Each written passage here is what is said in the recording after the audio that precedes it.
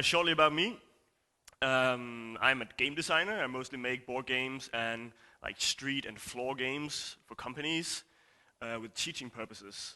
So there's kind of an external purpose to the game. I also teach board game design workshops at Roskilde University.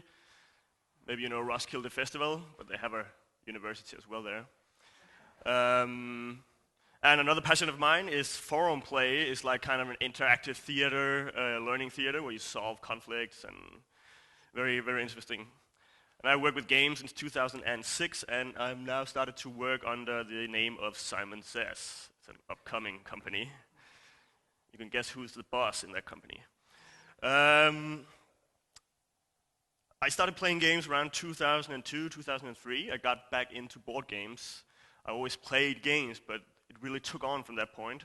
And I started playing a genre of games I found out later called Euro games. How many know Euro games? Cool. And what I found was that it was really great. It was a really great way of spending time with your friends and meeting new people. And it spread. So now, through the years, all my friends started playing these games. And of course there are other kinds of genres, and if you're a nerd, there's some games that instantly appeal to you. But Eurogames has these, they're easy to get into, that's one of the points. They have these general characteristics that the genre share. It's a broad category. There are both card games and traditional board games and storytelling games. But what makes them Eurogames is these qualities. They usually have a colorful theme. There's actually like this history about some of the designers being from Germany. They used to be called German games as well, or designer games. And some of them had a history from Eastern Germany before the fall of the Berlin Wall. So they couldn't travel. So now this shows in their designs, because all these exotic designs is like a projection of their dreams, where they wanted to go when they were in East Germany. There's usually no direct conflict. You cannot like attack other players. As you probably know, you can only you can buy that barrel of grain before they buy it, and that's how you beat them. So there's no direct conflict. And people doesn't get eliminated. Everybody feels they're in the game till the very end, at least in the good Euro games. So it's this process of people thinking they're like in the game even if they're losing. The good designs let you know that you're still in the game. And there's usually mechanics that makes people get back into the game. If you're way ahead, maybe you get set back in the turn order or vice versa. Very innovative mechanics, some really cool games, as you know, out there that, makes Monopoly look like shit. It's like, these games are really, whoa. Games can actually be really, really well designed. They're easy to get into, there's a lot of interaction, little downtime, which is a point I'm going to get back to. And they're usually high quality components, nice cardboard and a lot of wooden pieces. No plastic. That's another genre. All right, so I wanted to find out, these are some examples of Eurogames. I wanted to find out, which I kind of did in my thesis from 2008 from university, my master thesis. I studied board gamers playing games, Eurogames, and tried to figure out how this feeling came about how did this great atmosphere arise from playing these games. And it's funny because, it seemed like to me that you look back on these interactions as having a good time, but during the interaction, people were very rude to each other. Like making insults at each other, that's like 80% of the conversation topics in these games, funny enough. So anyway, I was like, okay, what games am I going to study here? And I just picked the two games, the best-selling, which is Settlers from Catan. You probably know this one, from '95. This was one of the games that really started the whole Eurogame wave. And Puerto Rico, which was the highest-rated game for several years on Board Game Geek. You know Board Game Geek? Cool. If not, check it out. So I started studying these games, and it's funny, if some of you work with games, there are no real, or at least at that time, there are no real, you have to put together your own theories and methods. And I use something called frame theory from social sciences, which is, it's a broad category of concepts where you kind of look at human interaction as being framed. And basically means like in every situation, you have like several roles that you play. For example, you could be a doctor in a hospital, and you can be somebody's boss, you can be their colleague, and you can be their friend, and you can even have like a local situation where you're actually, debating something or operating on a patient. So you have all these frames of reference, and these frames are also a way of communicating from. You speak from a certain frame. And in this case, it's very interesting because you either speak as, get to that right here, like the two frames in board games that are very interesting to us. You're there as a player. You're interacting in the game and you follow the rules. And as you know, you submit to these rules. You have this ludic attitude where you say, okay, these rules may be silly, like golf. It's a classic example. Why do we play golf? It's a weird game. Why hit this ball and try to put it in a small hole? But we accept the rules, and when we accept the rules, it gets exciting to us. We play by the rules. And that's the game, and that's where we are the players. And then we have a broader context called the participation, the social gathering of meeting some people in a social interaction. So the game is kind of a sub-frame from this social interaction. One more thing about frame theory is very basic to human interaction. There's this classic example from a sociologist called Gregory Bateson, and he watches monkeys play. And it's like dogs playing as well, and they fight. Mammals always fight, just like kids. But they pull their punches. They don't actually bite because they have this play frame superimposed that is just play. It may be training for serious stuff, but but they know it, and they both know it. Sometimes it gets serious, just like football matches when there's a riot or something. Sometimes the frames melt together. You cannot keep them apart. But these frames are also like in poetry and in metaphors and stuff. It's very basic to enjoyment, like irony. If I say, oh yeah, I really like your haircut today. Nice. You're very well aware that I'm using irony, but maybe if I said that to a person from a different culture, this wouldn't be taken well. It would be an insult. Maybe it still was actually, but you see, there's two frames. I say something, but there's another meta-communicative frame that says, I'm using irony. All right, cool. These two frames are very conflicting. There's a lot of friction between these frames because usually people want to get along. That's what we want to do in the social gathering, but in the game, we want to kill each other. And that's very essential. There's a lot of friction between these two frames. Now, the behavior and the way we talk and feel when we are in these frames, they're kind of superimposed. But what I found out is that the gamers, they switch between the frames. I studied the conversation of the players. And when you're in the play frame, or in the game frame, we can call it, there's a lot of tension. Because you're usually talking from inside the game. You are in-game. And you usually verbalize the game. People sit talking to themselves when they take their turn. You probably know this. Yeah, I guess I'm gonna put that one there, and I'm gonna buy these. So they verbalize the game mechanics. There's a lot of tension also because people are waiting for you. They are suffering from downtime while you are taking your turn, and people often have this. They feel like they're being watched, and they make these comments like, "Yeah, I'm just thinking here.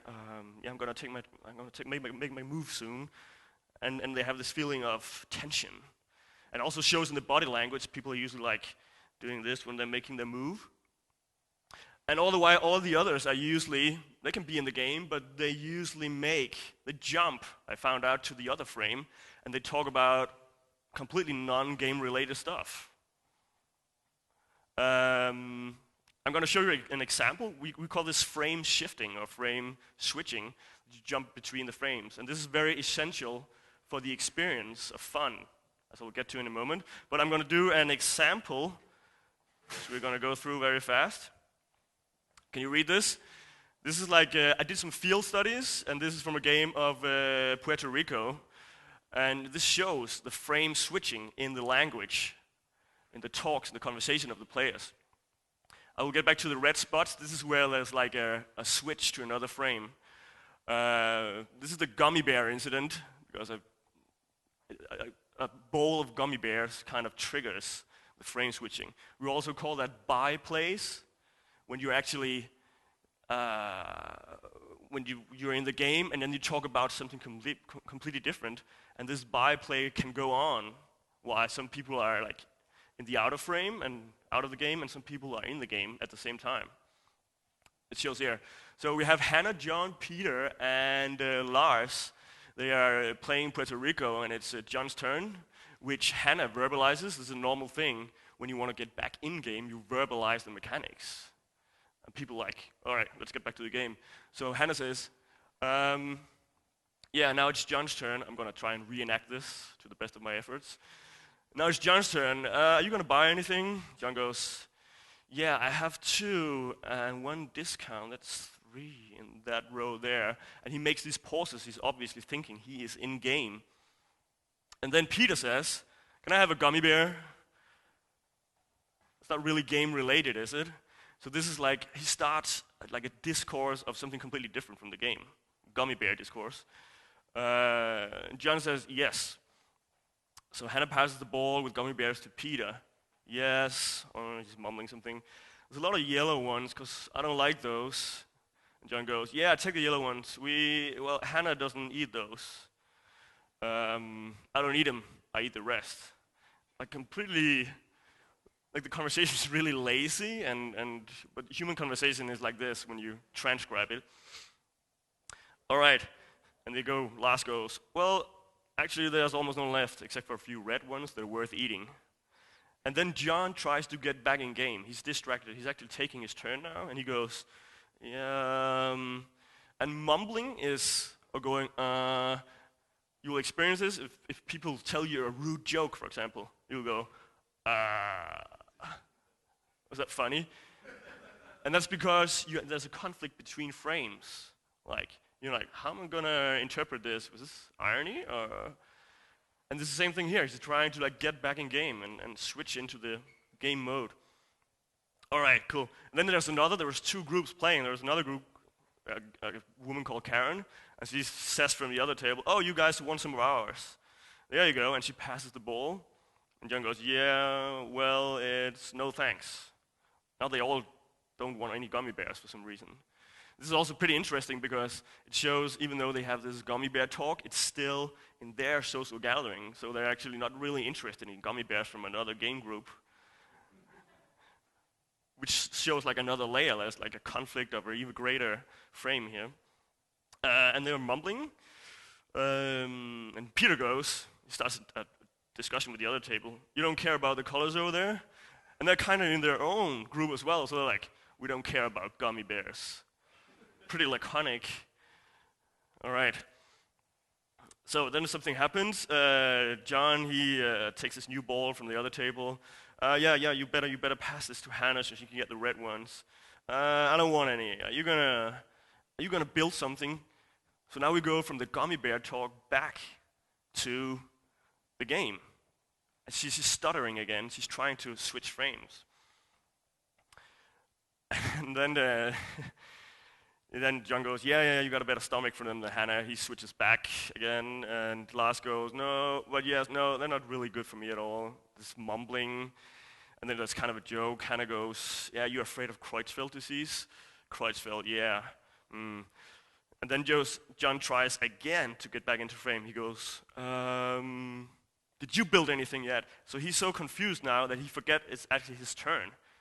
So he asks Lars, who had the previous turn, like, did you build anything? And then Hannah laughs at him, and he defends himself, and he goes, yeah, I just have to go back in the game, all this chit-chat. And then he goes, I had 2 money plus 1. Lars concludes the sentence, yeah, that's 3. And he goes, I can't afford what I want. I know the feeling. This is like what they actually said. And it's kind of funny, you also verbalize the frames as being in and out of game. He says, I have to get back in the game. You know, he sits at the game, but it's a metaphor, like, of these being in and out of game. So this is kind of an example about switching back and forth, and not all players are like either in game or out of game. what I found out is that players can switch, and there's a pattern to the switching between the frames. And some can be in-game, and some can be out-of-game. This is kind of what you can call a flood out. That's what the sociologist Erving Goffman, if you know him, he calls it, when everybody sort of like goes away from what's the focus of this social gathering and start talking about something completely different. But there's also these small like transformations in the frame.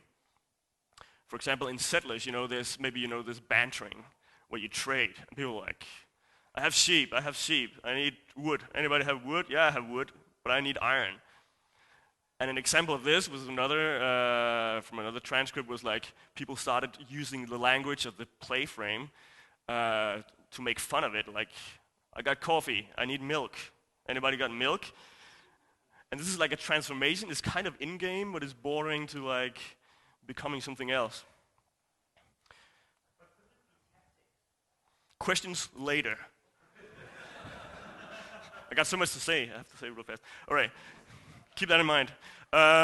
Just a few examples. This is some old pictures from 2008, demonstrating like, of course there are nuances and this is not always how it is. If you're really on top, you can lean back and be in the game. But generally, people are like in a closed, protective body position, maybe nervously touching their nose or their ear, which is a classic like, when you feel a bit insecure in the situation.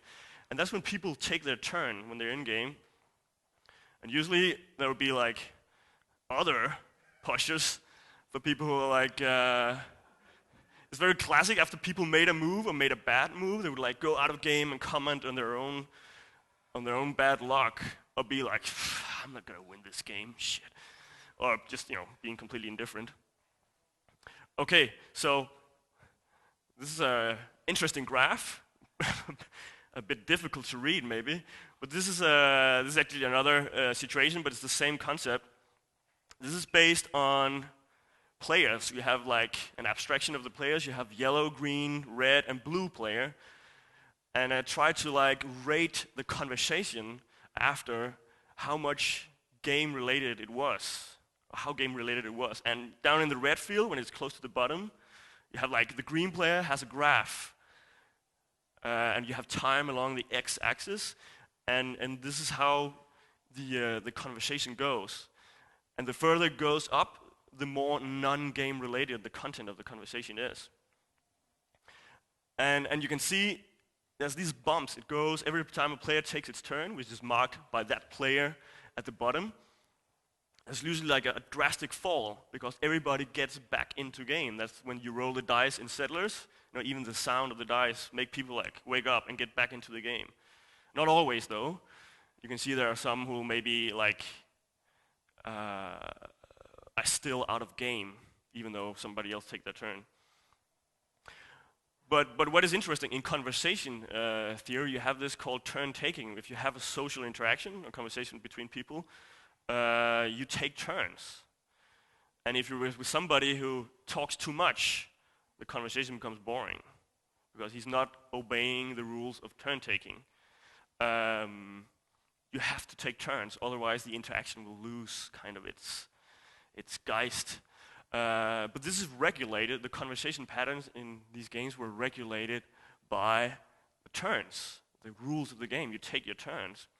So people cannot like talk forever, because at some point they take their turn and they have to go in-game. And this is what this pattern shows. Maybe you can see that blue this was a family, and two parents were constantly like throwing shit at each other. And the blue player is their kid, the son, and he was not really he was more into the game, so you see he's very much in-game. He has a few non-game related things he says, but he's close to the bottom, while the others are just making shit constantly. Huh? I think there was red actually, and yellow was kind of the father, and he was kind of like the guy calling the shots in the group. Anyway, so this is very important that you have this constant oscillation or fluctuation between the frames, which is represented or manifested in the language, and also even in the body language. connected to either tension or relief. Like when they usually started these byplays or these non-game related conversations just after they took their turn because they had experienced tension being in-game, and they're like, now it's like, it's 2 minutes until my next turn, and people started talking about non-game related topics. And what I found was this constant oscillation here is actually what constituted an interesting interaction. If you read theories about human interaction, there are like these conditions that has to be in place for people to feel they're having fun and the interaction being interesting and constructive. And it's like turn taking, for once. People have to take turns saying something. There has to be like something interesting to talk about, and that's what the game and the strategy, maybe to get back to your question, constitutes. Because when these games are designed well, you are really engrossed in them, and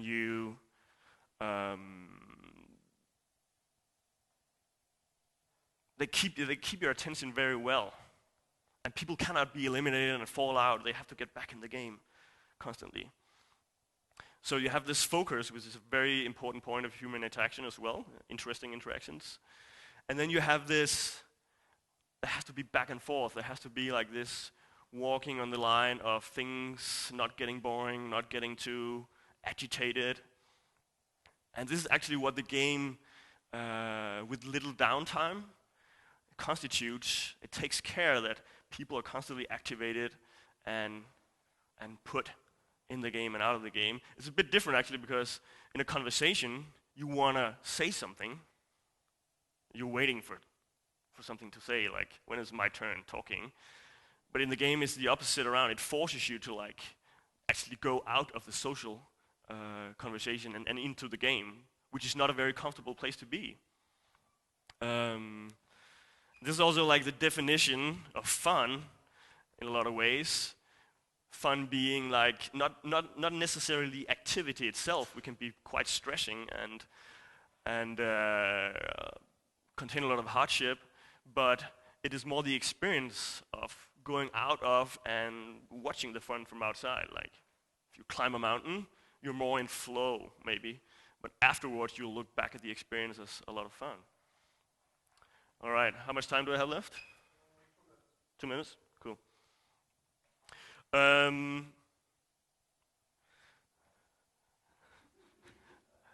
As I said, a lot of the, I'm just going to talk very shortly about insults, because that is the most common thing that people, do when they play games.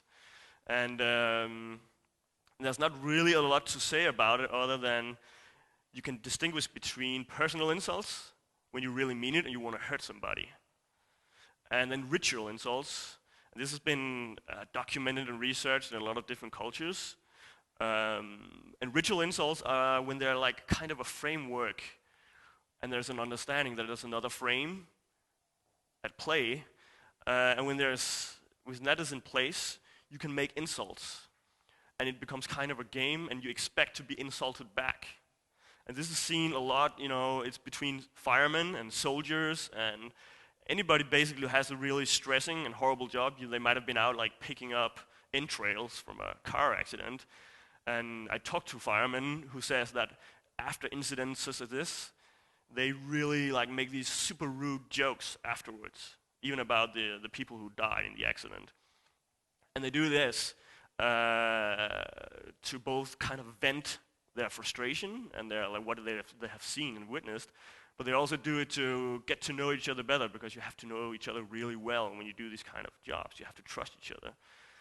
Just as in a board game, just on a smaller scale, you actually have a conflict, but you also have a social relation that you want to keep. And one of the ways to keep this is like making these insults, which is like kind of testing people.